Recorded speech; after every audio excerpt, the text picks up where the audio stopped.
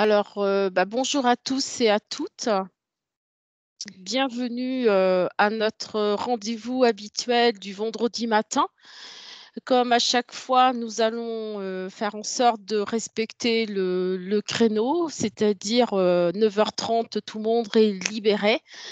Nous allons ce matin faire un exposé de 15 à 20 minutes et bien sûr suivi de questions-réponses que vous pouvez les questions que vous pouvez poser dans votre chat à droite et puis nous répondrons à la fin de notre exposé. Alors, ce matin, je suis accompagnée de Frédéric Loury. Je te laisse te présenter, Frédéric. Eh bien, bonjour à tous et à toutes.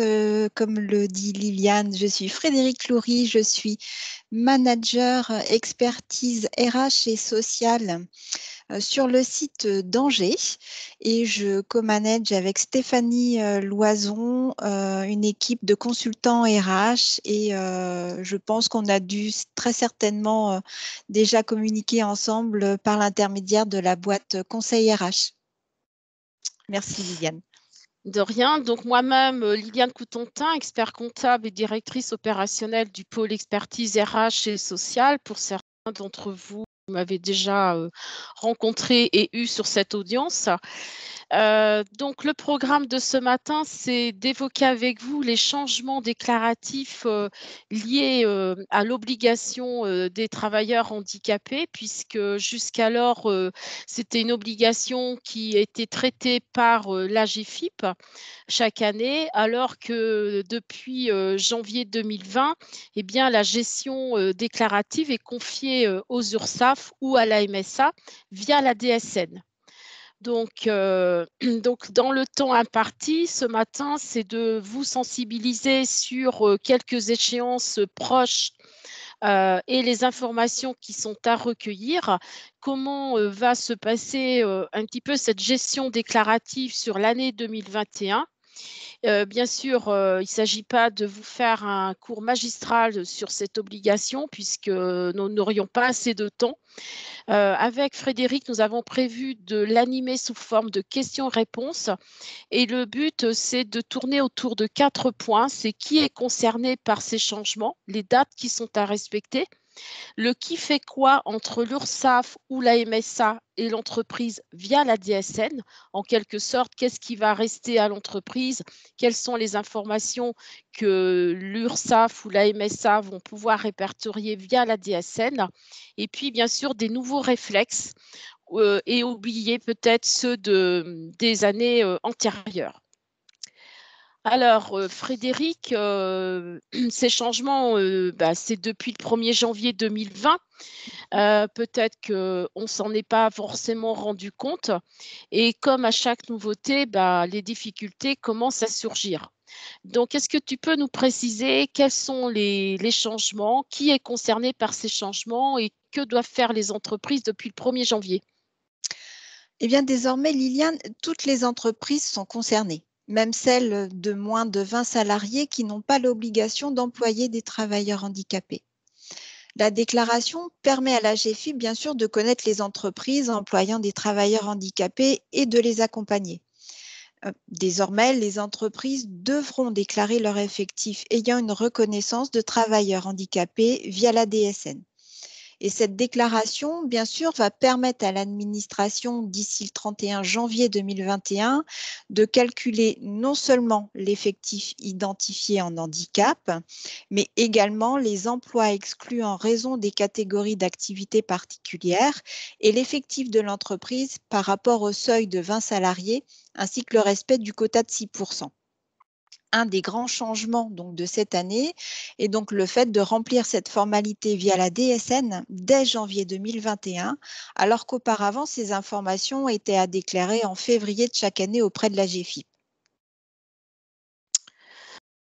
Donc Frédéric, si j'ai bien reformulé, si je me permets, je vais reformuler quelques points. C'est que il n'y a plus de déclaration AGFIP. Non. L'effectif n'est plus calculé par l'entreprise, mais par l'URSSAF ou la MSA via la DSN par rapport à des informations que nous avons communiquées chaque mois, et ceci avant le 31 janvier. C'est bien ça. Alors, si je n'ai pas inscrit dans la DSN les éléments, est-ce que je peux encore le faire? Si je ne le fais pas, quelles peuvent être les conséquences? Parce que j'ai cru comprendre aussi que les URSSAF commençaient à adresser des courriers Mm. aux entreprises en leur signalant qu'ils n'avaient pas enregistré de bénéficiaires liés à l'obligation d'emploi travailleurs handicapés.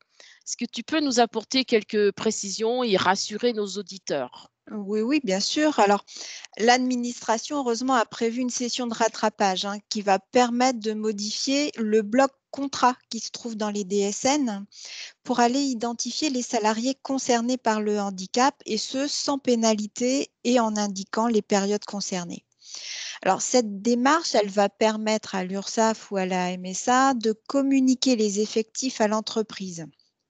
Par conséquent, ces éléments rectificatifs doivent être inscrits en DSN avant le 5 ou le 15 janvier 2021 au titre de 2020 et ce en fonction des effectifs des entreprises.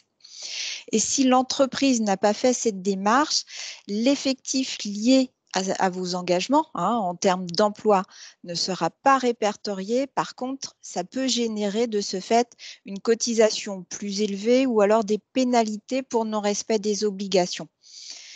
Bon, maintenant, Liliane, avec ce que nous venons déjà un petit peu d'exposer, quels conseils peux-tu promulguer à nos auditeurs ce matin?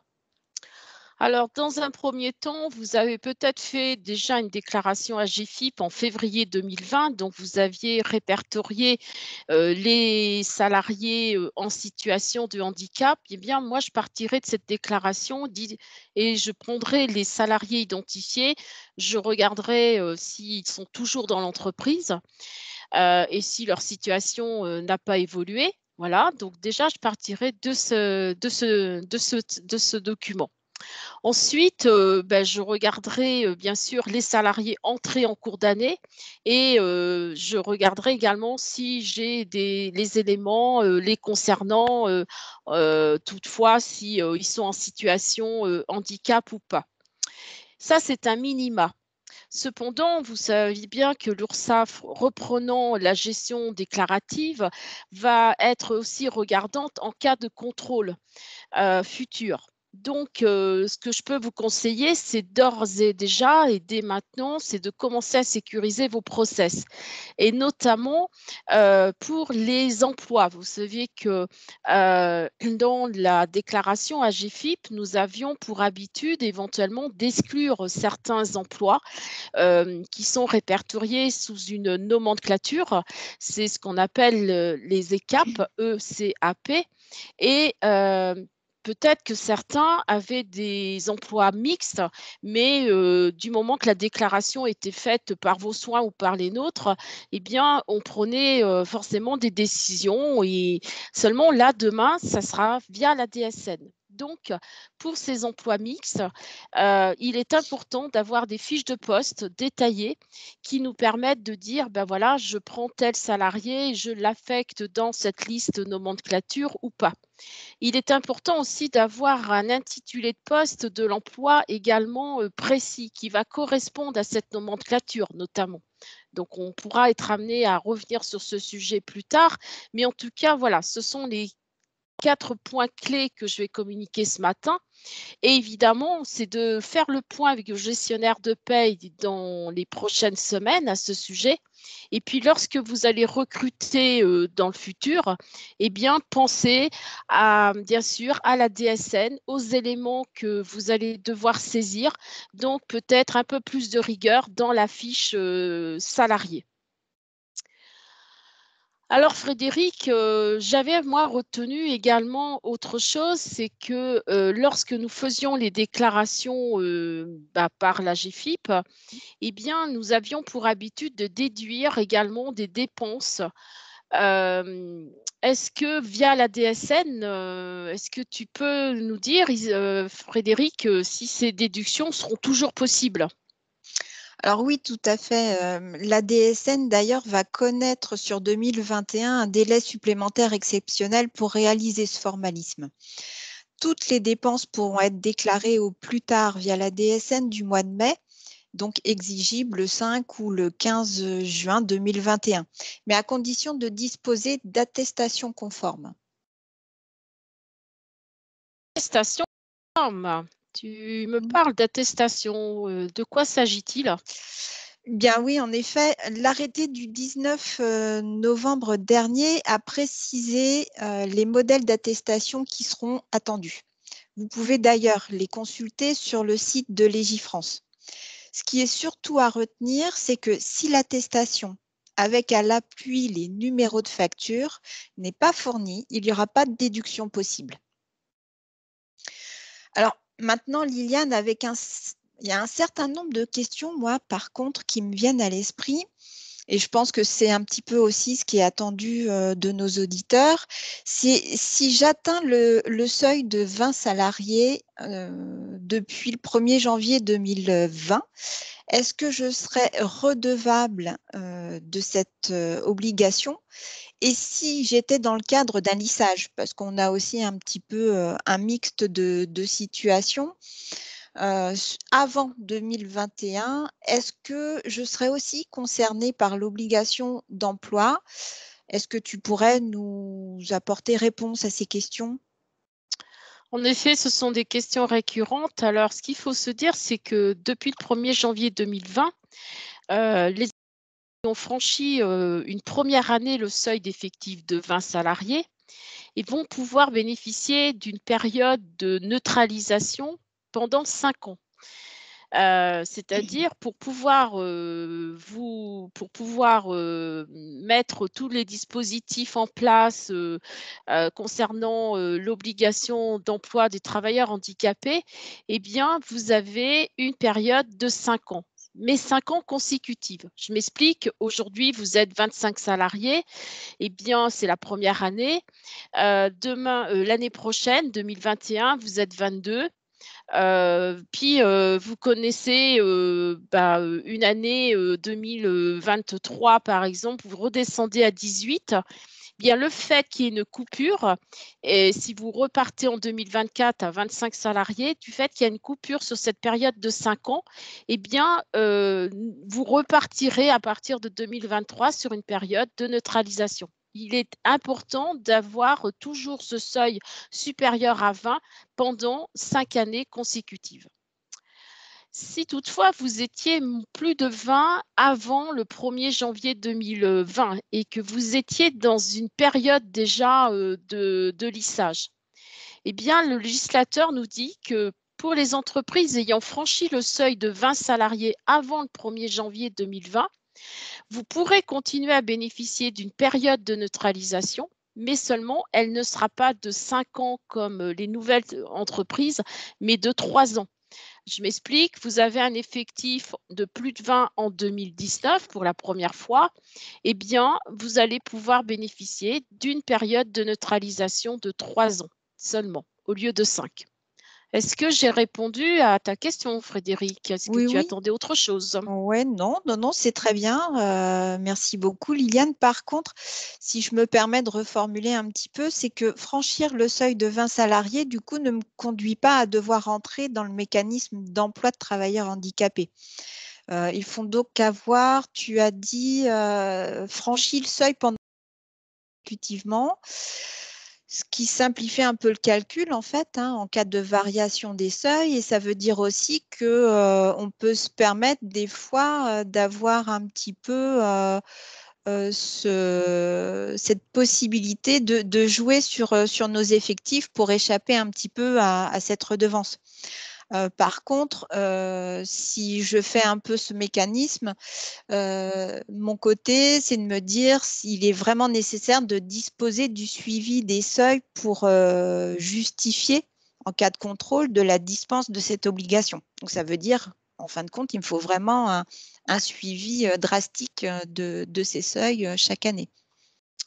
Tout à fait. Ce que je retiens, Frédéric, c'est qu'on a une simplification déclarative.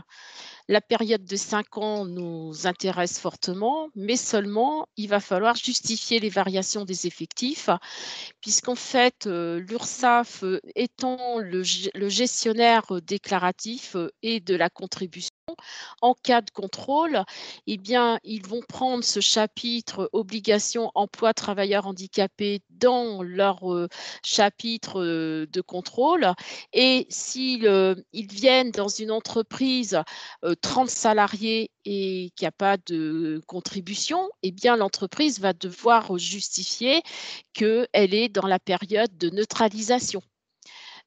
Donc moi, ce que je peux retenir, de cette simplification déclarative, c'est qu'à côté, l'entreprise va devoir, mettre en place, via peut-être le logiciel de paye ou autre, un process de, variation pour justifier les variations des effectifs et vraiment faire ce bilan, dès 5 ans. Alors, Frédéric, j'ai souvenir que lorsqu'on faisait les déclarations, par, AGFIP chaque année, nous avions des coefficients, de surpondération, c'est-à-dire pour atténuer, la contribution, l'obligation. J'ai souvenir que nous avions des coefficients de majoration sur certains emplois, certaines dépenses. Est-ce que tu peux nous évoquer, ce sujet? C'est-à-dire, est-ce qu'on aura ce même mécanisme, via la DSN, l'année prochaine? Oui, tout à fait. Les coefficients de surpondération existent toujours hein, jusqu'à maintenant, mais le calcul, par contre, va être établi par l'URSSAF à partir des éléments que vous allez déclarer dans la DSN. Il est donc important d'être très méticuleux dans les renseignements qui seront portés. Donc, c'est vraiment quelque chose de très important. Le déclaratif DSN va vraiment enchaîner tout un tas de mécanismes. Alors, Frédéric, quels sont les bénéficiaires d'emploi et handicap? Est-ce que tu peux nous citer quelques catégories, puisqu'on a évoqué un certain nombre de choses là depuis, 15 bonnes minutes. Est-ce que tu peux nous rappeler les catégories de bénéficiaires de l'obligation d'emploi des travailleurs? Oui, bien sûr. Alors, cette liste, elle est consultable sur le site de l'URSSAF. Mais pour vous citer juste 2 exemples, on va avoir tous les titulaires d'une allocation ou d'une rente d'invalidité, ou alors les victimes d'accidents de travail ou maladies professionnelles ayant entraîné une incapacité permanente au moins égale à 10%. Voilà. Mais c'est un peu ce qu'on retrouve principalement au sein de nos diverses entreprises. Mais bien sûr, la liste, les exemples que je viens de vous donner est parmi toute cette liste consultable sur les URSSAF. Mais maintenant, si je reviens vers toi, Liliane, par rapport au fait que nos clients nous demandent ou nous rapportent parfois qu'identifier un travailleur handicapé, ce n'est pas toujours une information facile à demander à ses salariés, voire parfois délicate. Quels conseils ou trucs, astuces tu pourrais recommander à nos auditeurs ce matin?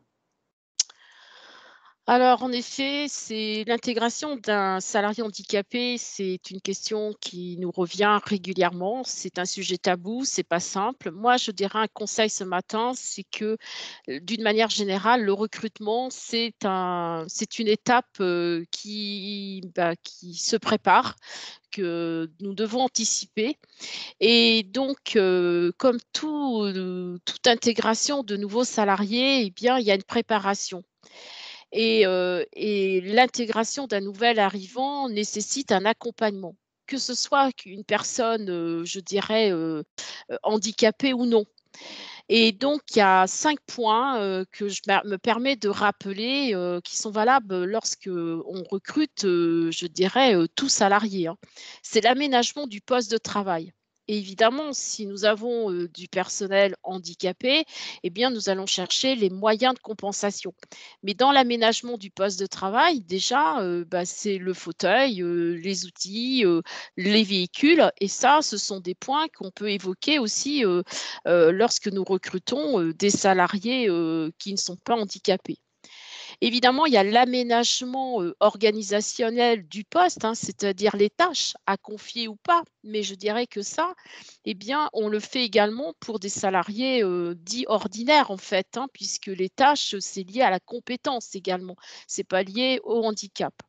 La formation professionnelle pour s'adapter aux exigences du poste de travail. C'est un point que nous évoquons également quand on recrute tout nouveau salarié. Donc, pour une personne handicapée, eh bien, elle a droit à sa formation professionnelle, peut-être avec quelques adaptations supplémentaires en fonction du handicap, mais ce n'est pas une problématique en soi. Le tutorat, eh bien, c'est un point que nous abordons de plus en plus avec les salariés quand on les recrute, puisque nous pouvons disposer d'aides à l'intégration de nouveaux arrivants. Donc, eh bien, pour un travailleur handicapé, nous pouvons également bénéficier d'aides et également, ce que je peux conseiller, c'est de solliciter les organismes habilités à accompagner les salariés et les entreprises, notamment Cap Emploi, AGFIP, parce que ça permet également de bénéficier d'aide et puis d'accompagnement, mais surtout, lorsque nous sommes, en présence, je dirais, d'intégration ou dans cette volonté d'intégrer des travailleurs handicapés, eh bien, il est essentiel également de sensibiliser les collaborateurs au handicap. Parce qu'on s'aperçoit que parfois, eh bien, on rencontre des difficultés dans les entreprises et ça ne vient pas forcément de l'employeur, de la direction, ce n'est pas forcément l'aspect administratif parce que on est accompagné de la GFIP ou de Cap Emploi, mais c'est également, on peut rencontrer des problèmes internes, c'est-à-dire de l'intérieur. Et l'intérieur, c'est au niveau des salariés présents. Et donc, il est important à ce titre de sensibiliser les collaborateurs au handicap, les associer à la réflexion de l'aménagement du temps de travail et des conditions de travail lorsque nous sommes sur le point de recruter des personnes qui présentent quelques handicaps. Voilà ce que je peux dire à ce sujet. Alors Frédéric, enfin, une dernière question avant de terminer notre flash. Quel est le rôle de la GFIP maintenant à partir de 2021 ou comment doit-on voir le rôle de l'URSSAF puisque l'URSSAF prend en charge de plus en plus la gestion déclarative des obligations d'emploi et travailleurs handicapés? Bah, en fait, concernant l'URSSAF ou la MSA, hein, tout dépendant du régime auquel on appartient, elles vont continuer à prendre tout le parc déclaratif du social et RH des entreprises. On le voit bien, hein, plus le temps passe et plus ces organismes prennent en charge ces différentes casquettes.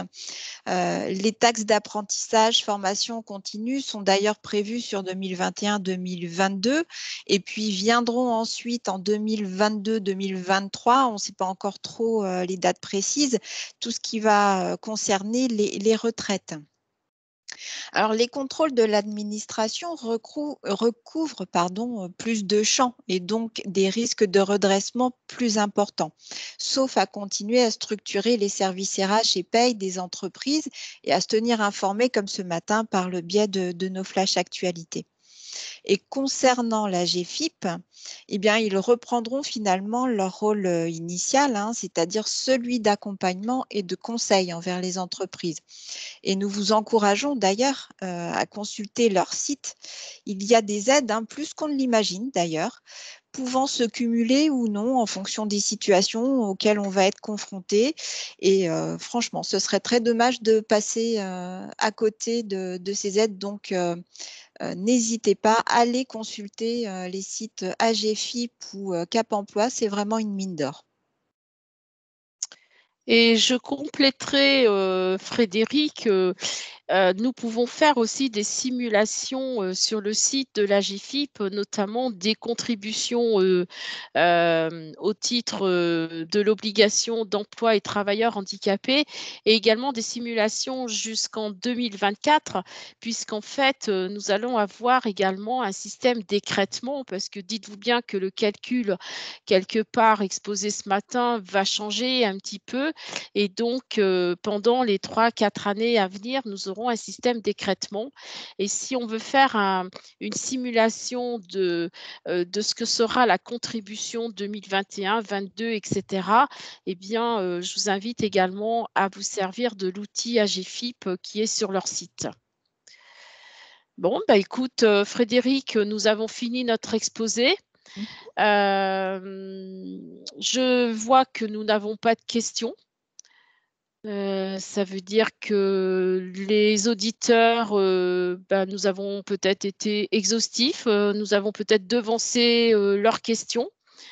En tout cas, il ne faut pas hésiter dans les prochains jours et prochaines semaines, eh bien, de consulter également le guide qui a été publié par l'URSSAF, qui fait bien sûr 110 pages, mais qui reprend d'une façon plus détaillée ce que nous avons exposé ce matin. N'hésitez pas non plus à revenir vers vos gestionnaires habituels pour répondre éventuellement à vos questions ou tout simplement de mieux comprendre encore les impacts. Et puis, nous pouvons que vous dire merci encore pour votre présence, votre fidélité. Et puis, au plaisir de vous revoir sur notre antenne vendredi prochain pour un autre flash et une autre thématique, puisque nous avons pris le pli de faire ce système de flash actu chaque vendredi de 9h à 9h30. Très bien. En tout